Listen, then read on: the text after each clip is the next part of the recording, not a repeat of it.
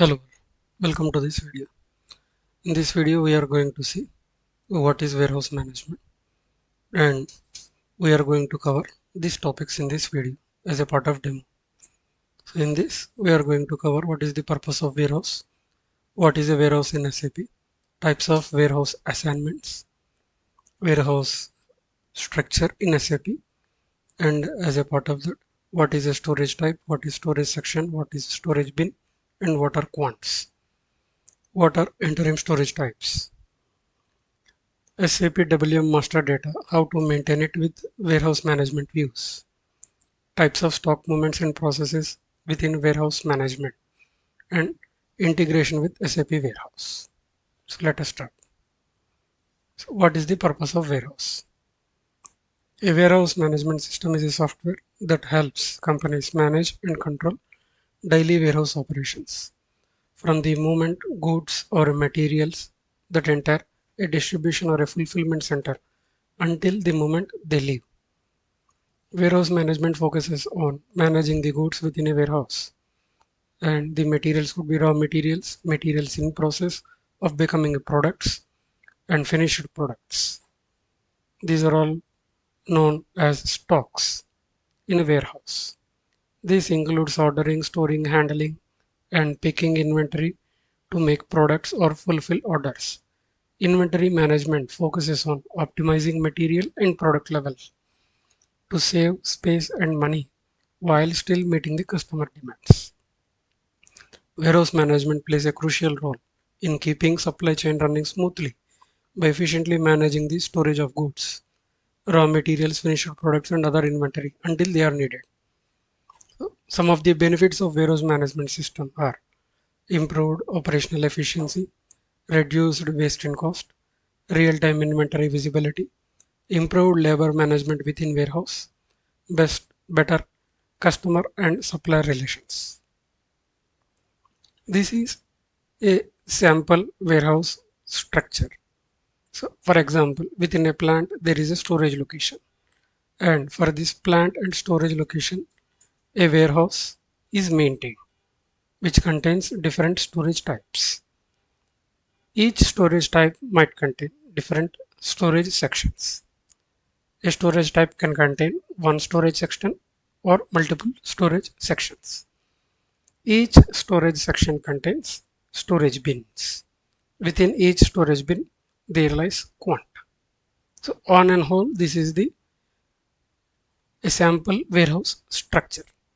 In this, ideally, a material management involved until a material that enters a plant and storage location.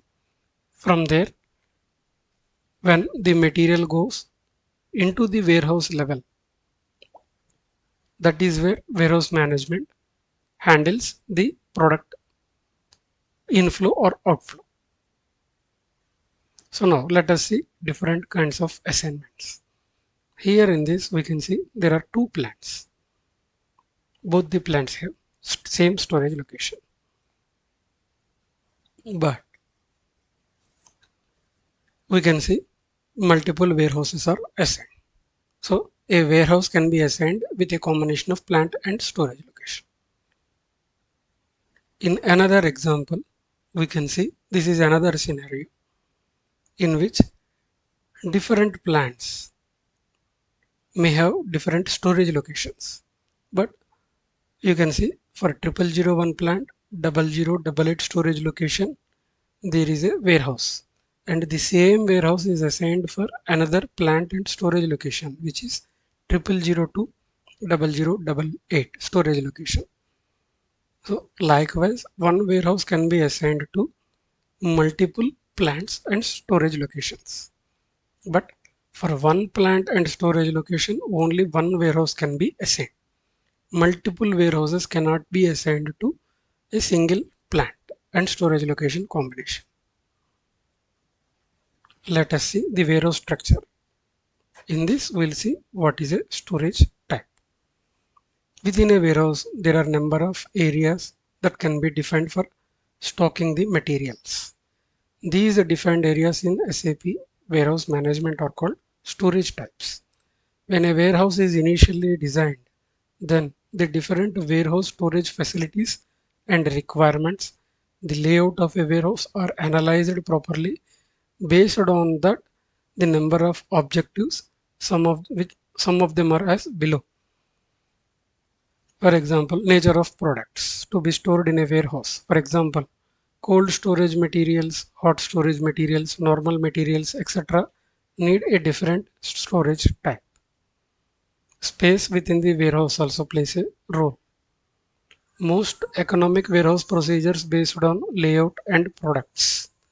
Warehouse handling equipment like forklift, pallets that are used, etc. also show an impact and also play a role in designing the warehouse structure and plan the storage types. These storage types are created based on spatial and organizational factors. There are two categories of storage types. One is a physical storage type and another one is interim storage types or logical storage types.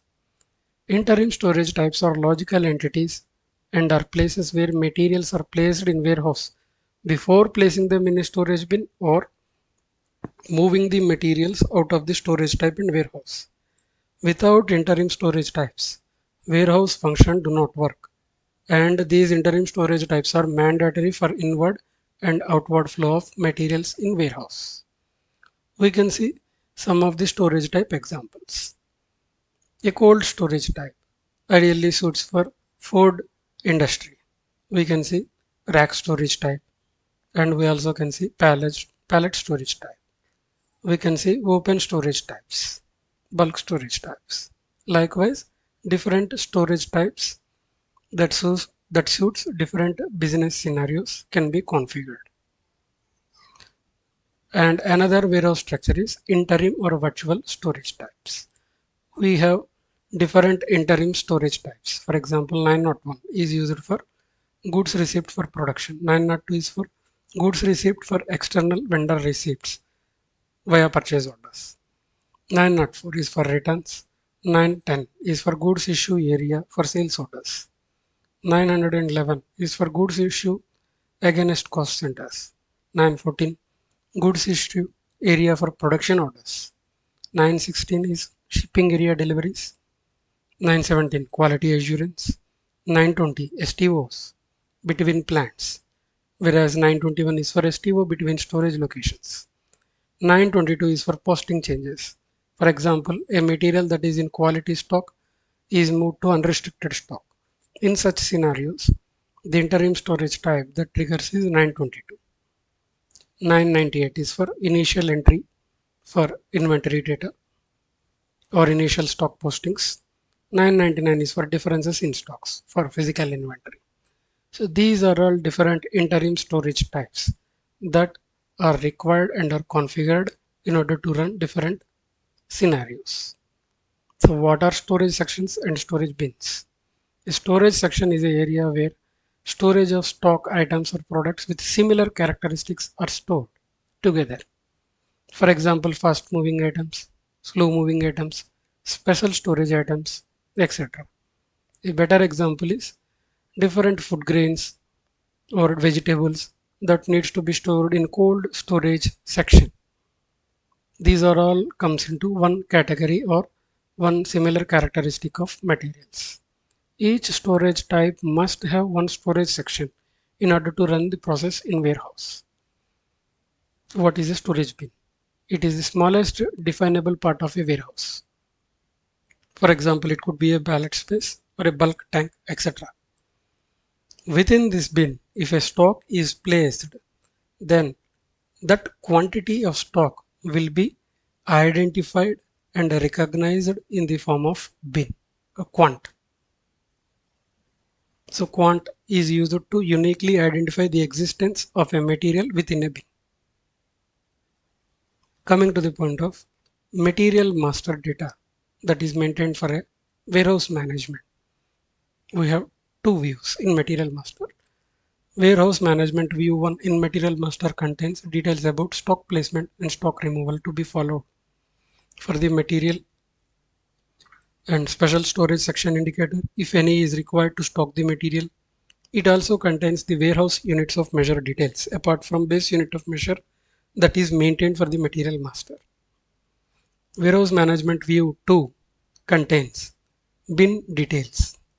For example, bin capacity, rounding quantity, pallet capacity of a material to be placed on a pallet, which helps the machinery operators, just like forklift operators, to take care of the materials while moving them. So what are the different warehouse documents that will trigger whenever any warehouse processes occur? Transfer requirement. It is an interim document which shows the stock quantity which is defined to be moved in a warehouse. Could be a stock placement or stock removal. TR could be created both manually and automatically. Transfer order document. It is a document that records the quantity and movement of goods in a warehouse. It usually contains data like goods received or goods issued, batch, quality inspection lot if quality management is activated, storage type, movement type that triggered, bin information, etc. TO can be created. TO, which is a transfer order, can be created with reference to any other documents like transfer requirement, delivery, material document, or even it can be created manually without any reference as well. Warehouse management and integrations. Warehouse management usually integrates primarily with below modules. MM for purchasing scenarios, sales and distribution for handling customer sales orders and return orders, production planning for fulfilling production orders, quality management for quality parameters. So there could be different strategies that are configured as a part of warehouse management. These strategies are configured for both stock placements and stock removal as well. Stock placement, which is goods received. So for that, the different strategies that are configured are fixed bin, manual placement, next empty bin, addition to stock, etc. For stock removal or goods issue strategies, the different strategies that can be configured are manual stock removal, last in first out or first in first out, expiry date, first expiration first out, fixed bin or small or large quantity based. Means if a material is ordered by a customer in bulk, then the whole lot or a pallet that can be removed, then such kind of scenario is large quantity based. If minute portions or cases that can be taken and fulfill the customer orders, then such kind of scenarios are small quantity based. So according to the business scenario, one can configure different strategies. Warehouse management and radio frequency devices. Warehouse operators finds it challenging and it is impossible to have movable items or laptops to execute SAP transactions in order to execute warehouse related processes within a warehouse environment, as it is dynamic and busy environment where processes continuously happening and the goods movement takes place continuously. Hence, the best fit solution in such dynamic environments is RF devices, radio frequency devices. A radio frequency device is an external hardware device and needs to be synchronized with the SAP system so that when any warehouse operator uses it to scan product codes, then the same should be recorded into business SAP system and helps to get transparent visualization of goods movement instantly. This requires a one-time design of architecture to be established between hardware system and RF devices, an RF server, and with business SAP system to establish the overall business flow accordingly. That's all for this video. Thanks for watching.